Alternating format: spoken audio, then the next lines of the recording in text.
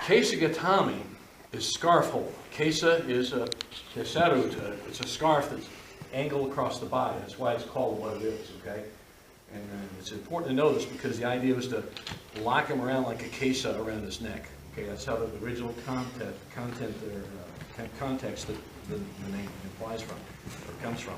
So, but it's still a side control position.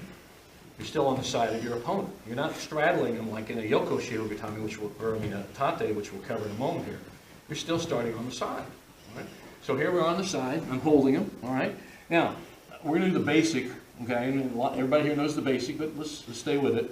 All right. So when you start your KESA Gatame, okay, from here you've turned him. Boom. Here we are. Here like this. Stay low. Don't, when you turn your opponent over, break him down. Don't come up and say, "Well, that was cool. I did a good move." Now look at all this get. Well, okay, he's out of trouble, and now I'm in trouble. So make sure when you turn him or break him down, bam, you stay low to him. Okay. Keep a lot of points of contact on the mat. Keep your hips low. Always keep your hips low. Okay. It's very important. You know, belly to the mat type thing. Okay. Now, what I'm going to do first here. Notice that I'm low across his body, starting from the side. All right. So I'm going to start shifting my attention. I'm going to turn my body weight a little more to angle to the top. And as I do this, I'm going to start grabbing his arm. And now I'm going to hold it here just temporarily because if I want to just get around, or I might have thrown him and taken him over, and boom, my hand's here. So I'm going to shift my hand from here to up here, and now I'm just going to sit through, and my hips are right under his shoulder and side. And I want to be right on his rib cage here, okay? Now, I did have my hand here. I like to shift it here. Now, the basic judo way, which is fine, is to hold this way, okay? But in a moment, we're going to see the weakness of holding him this way because he's going to do a bridge and roll and pop me out. Well, not yet, but we're going to see that in a second. So I like to grab the arm this way, okay? I like to tuck it in here, grab my own gi. If there's no gi, just grab the arm and ride it, okay? All right, but control it this way because I want to eventually get a submission technique and get to an arm, and eventually we'll see how another pin works from here as well. So keep it like this, okay? Now this hand here just reaches around the neck, grabs my pant leg or my leg. You can grab the gi if you want, but I like this better because it pops his head off the mat farther and he has less control. If it's like this, he can still bridge and turn into me. I don't want that to happen. I like to have here.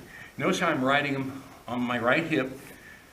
Here's my steering leg, you know, and here's my back base leg. And I'm look at the toes digging in. Don't just lay there like they're hunks of meat. Ride them. This is kind of my rudder, okay? And trap them here, and I'll just ride it out. You know, and stay low, but still you want to be able to ride it out, okay? And there's your hold out. There's your 0 Some guys will do this, fine. Where you get a base. You want good points. You want a good fluid base. That's what your legs provide. They provide stability in the base.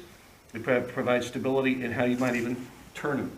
And remember, I'm just the one to stay. When he moves, I stay with him. Oseikomi is a fluid moving thing. So as he's kicking around moving, I'm staying with the man. Whatever I need to do, okay? So let's come back here again. All right, so here we are, all right? Now, I got a natural transition for this is Kata Gatame, shoulder hold, and shoulder locking in place. It also lends into a very nice choke. So we're going to do this series here. Well, we still got them around the head. Okay, we got variations of this which we'll cover, but right now we got them around the head. Let's use it. So here are my KESA Gatame. I'm holding well here. Okay, slip up, push it up over the head. Now, lock in place. Don't grab any old way. Don't ever lace your fingers. Get a nice square lock. Okay, my head here. There's Kata Gatame, right there. Now, if I want to apply a choking technique in, and this is a variation of it, and you'll see here in a second what I do. If I want to apply a choke and also hold them, I can come back up on my knee, post out here, and here's the more classic form of Kata Gatame. Where I'm up on my knee along the side of his body. I post out here. See the line straight here? It's kind of a triangle I'm forming here. And there's Kata Gatame. And I can apply that and get a good Kata Jame choking, shoulder choke from that position. But right now I didn't have my arms quite in place and I was holding them for time. So I'm going to have you do this series now, guys. Okay? From here, okay, hand down, sit through. The sit through is important. trap, okay? Lock in place, right? There's your KESA GATAME, right? Again, if you want to hold here, whatever, it keeps you there, fine. Okay? Now, so you got that? Okay, I'm good with that. Let's convert it to KATA GATAME. Push it up, lock in place. Now, that's a variation of KATA GATAME. You know?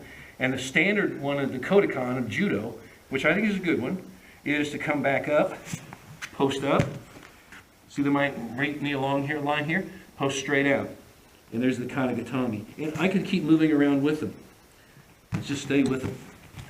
You see that? You can, okay? So let's do that little transition.